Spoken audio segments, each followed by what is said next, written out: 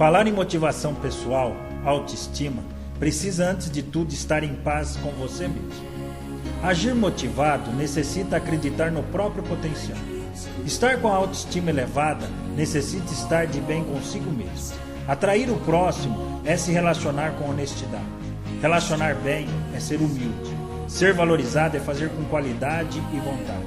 Ser respeitado é respeitar o próximo. Conseguir o que deseja é não parar de tentar.